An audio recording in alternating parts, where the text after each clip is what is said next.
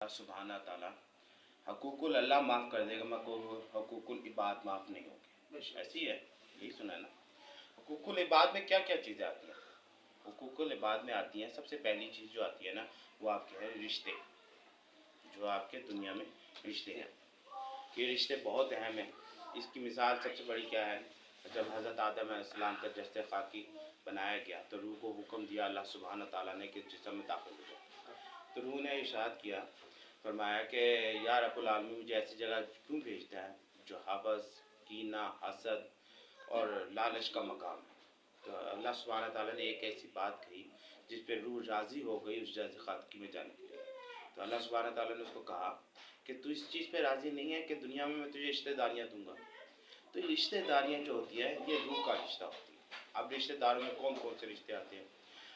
अब आपको तरतीब जो है अल्लाह सुब्हाना ताला ने ही बताई। वो सबसे पहली तरतीब क्या है? क्योंकि दुनिया में सबसे पहला जो रिश्ता, बच्चों को शुक्र हो गया, दुनिया में जो सबसे पहला रिश्ता था वो मियाँ बीवी का था।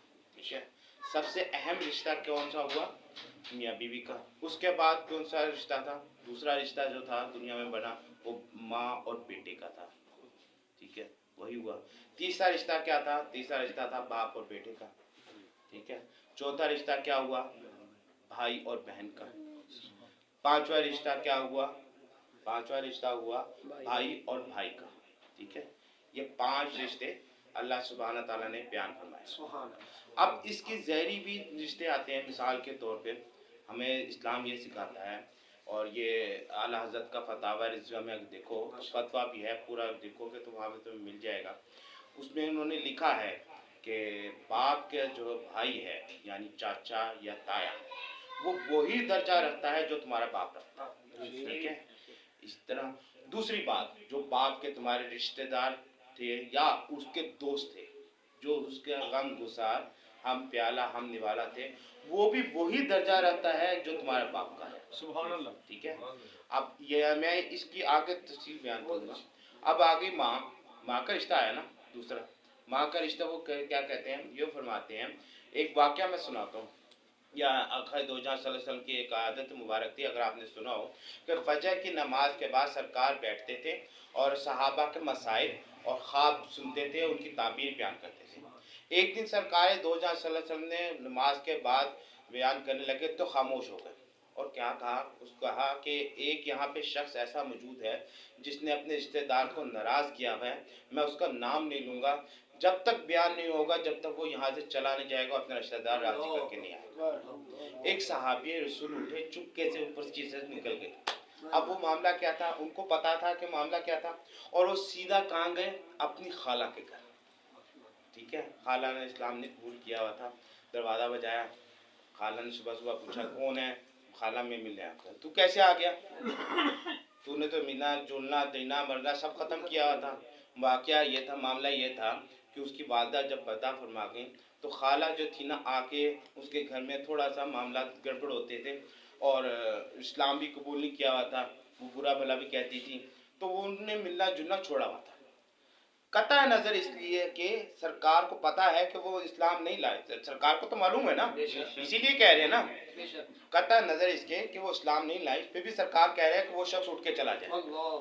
ठीक है, और वो पता है कि वो बुरा भला भी कहती है। ठीक है, मगर सरकार ने क्या कहा? उठ के चला जाए। कहने लगे सरकार ने कहा है कि जब तक वो अपनी महफिल में कबूल नहीं करे, जब तक अपनी खाला को राजी नहीं करेगा। बाकी ऐसी कहा है? हाँ, यही कहा है। क्यों? बात यह है, खाला और जो है ना वही दर्जा रखती है जो तुम्हारे माँ रखती है।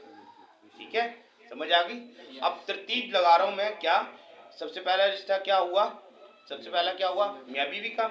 वो मैंने एक का दो तीन जगह पे बयान किया हुआ है। अगर मैं तफसील में जाऊँगा मियाँ बीवी के रिश्ते में बहुत लंबा काम हो जाएगा। मियाँ बीवी का रिश्ता।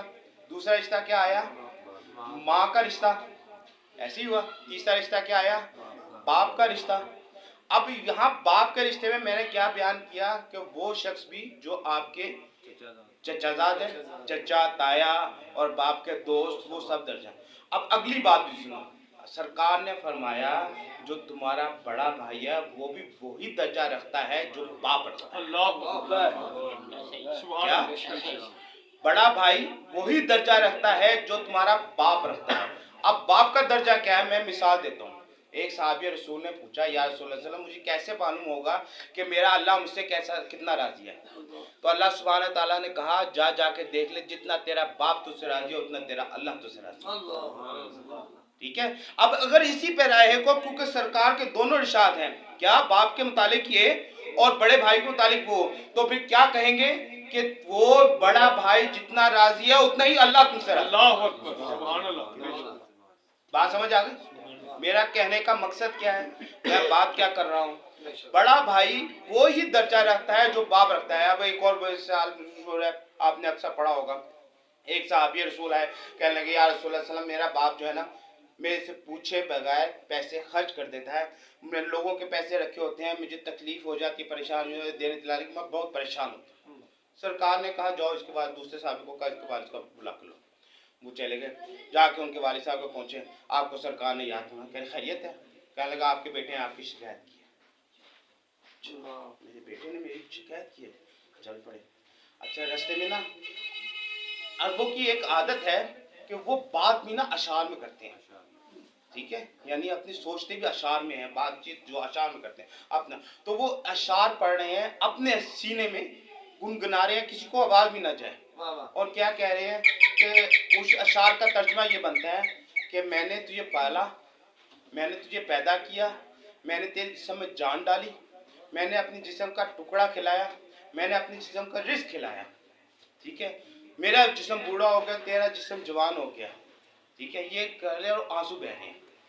اتنی دیر میں کہ وہ پہنچے حضرت جبریل علیہ السلام سرکار مدینہ کے بارگاہ میں آ گئے اور وہی سارے شعر سرکار کو سنا دیے۔ اچھا جب سرکار نے وہ شعر سنے نا تو سرکار کی آنکھوں سے آنسو جاری ہو گئے، ٹھیک ہے۔ اب وہ شخص جب داخل ہوئے وہ، ٹھیک ہے، تو جیسے وہ داخل ہوئے نا، ابھی کو بات نہیں کی، جیسے وہ داخل ہوئے سرکار نے کہا بیٹھے، ان کے بیٹے کو کیا کہا، الفاظ ہیرے سے لکھنے والے ہیں، سونے سے لکھنے والے ہیں، غور کرنا، کیا کہا، الفاظ یاد رکھنا۔ یہ انہوں نے کہا تو، یہ لفظ نہیں، صرف تو اور تیرا مال تیرے باپ کی ملکیت ہے، جیسے چاہے خرچ کرے، مال ہی نہیں، تو بھی جو تجھ پہ اختیار تیرے باپ کا ہے وہ کلی ہے۔ اب اسی کو اگر دوسرے معنوں میں لے جاؤ تو بڑے بھائی کو بھی وہ اختیار نہ ہو گیا، بڑے بھائی کو وہ اختیار ہو گیا۔ اب مقصد کیا ہے میرا کا معاملہ، دنیا میں بہت سارے معاملات ہوتے ہیں، ہم دنیا میں ہیں، زندگی کا کوئی پتہ نہیں ہے، ویسے تو گارنٹی کوئی ہے ہی نہیں، کسی وقت دوسرا سانس آئے نہ آئے، ٹھیک ہے، مگر عمومی زندگی جو ہے وہ 50 سال کی ہے، ایسی ہے نا، ایوریج 50-55 سال کی ہے، 40 میرے خیال میں یہ بچوں کے علاوہ سارے کوئی شخص بھی 45 سال سے کم تو یہاں نہیں بیٹھا ہوگا، 40-45 سال سے، ٹھیک ہے، تو ایوریج عمر میں تمہارے رہ کتنے گئے، 10 سال، 10 سال کا پتہ چلتا ہے، وقت کا پتہ نہیں چلتا۔ قبر میں جانا ہے، جواب بھی دینا ہے، کوئی پاکٹ بھی نہیں لگی ہوئی، 6 پاکٹ بھی نہیں ہے، ٹھیک ہے، خالی ہاتھ جانا ہے، لے کے کیا جانا ہے، شکل دکھانی ہے، اپنے اعمال کی دکھانی ہے۔ وہاں پہ سرکار یہ نہیں پوچھیں گے کہ نماز روزہ زکوٰۃ حج، یہ تو ویسی بات یہ ہے کہ ہم نماز روزہ زکوٰۃ حج، سرکار نے ارشاد فرمایا کہ اگر رائے کے درمیان برابر بھی اگر تمہارے دل میں بغض یا غرور ہے یا دکھاوا ہے تو ساری عبادت مردود ہے، ٹھیک ہے، اس لیے تو ہم اس کی تو گارنٹی ہی کوئی نہیں ہے سوائے درود شریف کے کہ وہ قبول ہے، اس لیے نماز روزہ زکوٰۃ کی تو چھوڑ دو۔ تو پوچھا کیا جائے گا، سب سے پہلے یہی پوچھا جائے گا حقوق العباد کیا ہے، تم کر کے کیا آئے ہو۔ نماز روزہ زکوٰۃ حج ضروری ہے، میں ڈینائی نہیں کر رہا، بہت ضروری ہے، کیونکہ بات یہ ہے کہ سرکار کی مانو سرکار کی نہ مانو تو یہ تو ہو ہی نہیں سکتا، یہ تو شرم والی بات ہے کہ تم سرکار کے تو گیت گاؤ اور سرکار کی نہ مانو، تو تم کس چیز کے سرکار کی مان رہے ہو، ٹھیک ہے۔ مگر میں دوسری طرف بات کیا کہہ رہا ہوں کہ وہ نماز روزہ زکوٰۃ حج چھوڑو، معاملات پوچھے جائیں گے دنیا میں کر کے کیا آئے ہو۔ اب معاملات میں کیا پوچھا جائے گا، سب سے پہلے پوچھا جائے گا تم نے اپنی بیوی کے ساتھ سلوک کیا کیا، کیونکہ سب سے پہلا رشتہ وہی ہے۔ اس کے بعد پوچھا جائے گا تم نے اپنے ماں کے ساتھ سلوک کیا کیا، ماں کے لیے کیا کیا، کیا پڑھ کے بخشا تھا، کیا اس کے لیے بھیجا تھا، کیا اس کو پڑھ کے دیتا رہا۔ پھر پوچھا جائے گا باپ کے ساتھ کیا سلوک کیا، باپ کو کیا پڑھ کے بھیجا، کیا دیا تھا، کیا لیا۔ اب ماں کے ساتھ وہ بھی لوگ آئیں گے جو ماں کا درجہ رکھتی ہیں، کون کون آ گئی، تمہاری ساس بھی اس میں آ گئی، تمہاری خالہ بھی اس میں آ گئی، تمہاری نانی بھی اس میں آ گئی، وہ سب لوگ جو ماں کی سہیلیاں تھی وہ سب اس میں شمار ہو گئی۔ उन सब के मुतालिक पूछा जाएगा। अगर तुमने कोई कभी किसी को, अगर फर्ज करो तुम्हारी माँ इस दुनिया से चले गई है और उसकी कोई सहेली कहे यार उसके बच्चे तो उसकी माँ के मरने के बाद कभी पूछा भी नहीं, वो जवाब देना पड़ेगा कि तुम्हारी माँ जिंदा होती और तुम पूछने जाते, ऐसा हो सकता था? तो जो माँ की सहेली थी या माँ की खाला, माँ की बहन थी, तुमने पूछने गए थे? क्यों नहीं गए थे? जवाब देना पड़ेगा। दूसरी तरफ आ जाओ, बाप के मुतालिक पूछा जाएगा, फिर उसके साथ रिश्तेदार को पूछा जाएगा, चाचा के साथ क्या किया, ताया के साथ क्या किया, चाचा बाप के दोस्तों के साथ सलूक क्या किया, बाप के यारों के साथ सलूक क्या किया। फिर ये भी पूछा जाएगा बड़े भाई के साथ सलूक क्या किया, अपने भाइयों के साथ सलूक क्या किया। बात यह है कि सरकार हजरत अम्मा आयशा के साथ ना बहुत कम हदीसें हैं जो उनसे रिवायत है। अम्मा आयशा की एक हदीस है, सरकार ने इरशाद फरमाया कोई शख्स सुलह के लिए या बेहतरी के लिए अपना हक, जो उसका हक हो, वो छोड़ दे तो अल्लाह सरकार ने क्या क़यामत के दिन उसकी जन्नत की गारंटी मिली है। सुभान अल्लाह।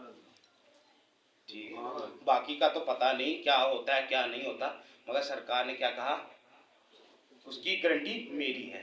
तो मामला क्या है, अगर दुनिया में कोई मामला हो भी जाता है ना, हम इंसान हैं, फरिश्ते नहीं हैं, ये इंसानों की दुनिया ही है। सिर्फ अंबिया कराम ही गलतियों से मुबरा है। हम सब, आप सब में गलतियां, मेरे में भी गलती है, हम सब में कोताहियां होती हैं, कमियां होती हैं। इसका मतलब यही नहीं होता कि इंसान बुरा ही हो गया। समझ आ रही है? तो अगर गलतियां कोताही हो गई है तो इस्लाम फिर भी इजाजत नहीं देता कि कोई मुसलमान किसी मुसलमान से 3 दिन से ज्यादा नाराज रहे। अब यहाँ पे सरकार ने एक और इरशाद फरमाया, सुनो गौर से। सरकार ने कहा कि अगर किसी मामले को ख़त्म करने के लिए या किसी मामले को सुलह करने के लिए और तुम्हें झुकना पड़ जाए, तुम्हें ऐसे लगे कि तुम्हारी इज्जत चली जाएगी या तुम्हारी आन चली जाएगी या तुम छोटे पड़ जाओगे,